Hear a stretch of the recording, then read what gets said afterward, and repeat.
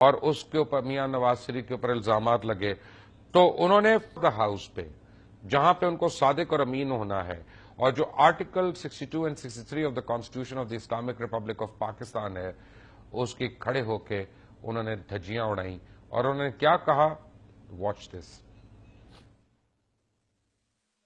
ہمارے والد محترم بھی کاروبار کی خاطر دبئی پہنچے اور گلف سٹیل کے نام سے ایک فیکٹری قائم کی جو 10 لاکھ مربع فٹ زمین پر مشتمل تھی۔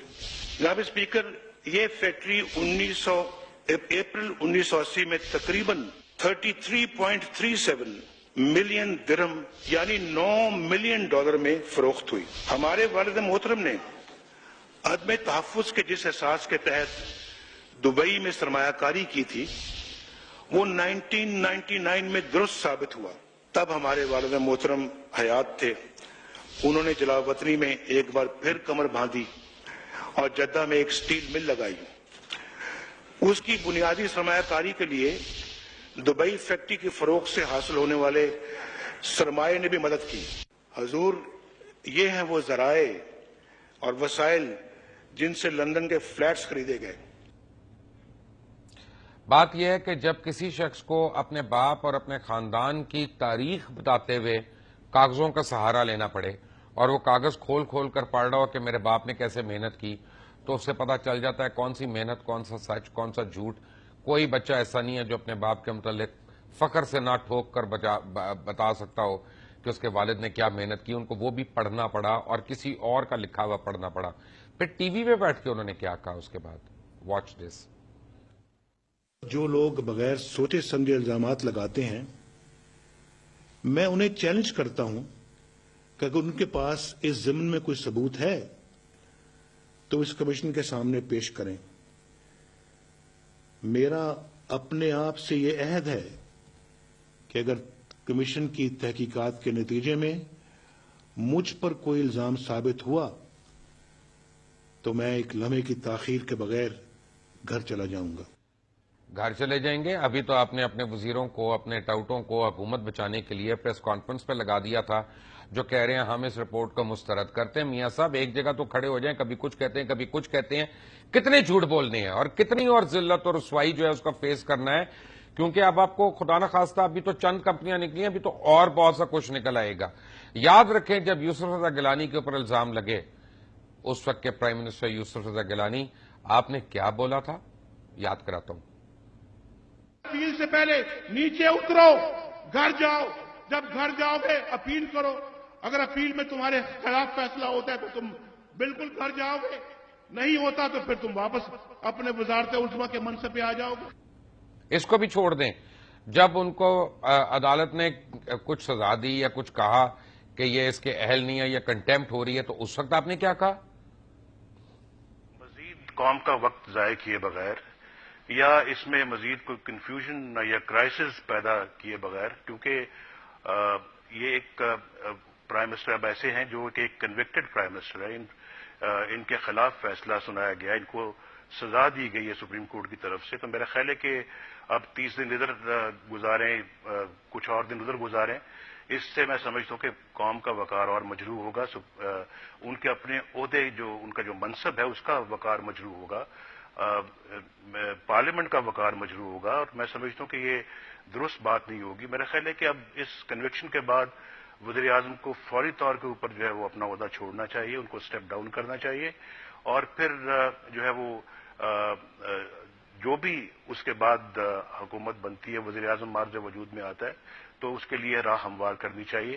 میں نہیں سمجھتا کہ اس کے بعد اب جو ہے وہ وزیر اعظم کو اب وقت گزارنا چاہیے، حکومت کو کسی اور سازش میں الجھنا چاہیے، یا سپریم کورٹ کی بھی میں سمجھتا ہوں کہ اس فیصلے کی مزید یہ توحید ہوگی۔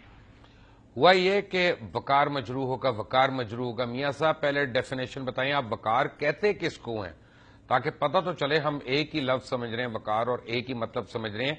آپ کے صاحبزادے نے دبئی میں جو فیکٹری تھی اس کے متعلق کیا کہا، ذرا میں دکھاؤں آج آپ کو۔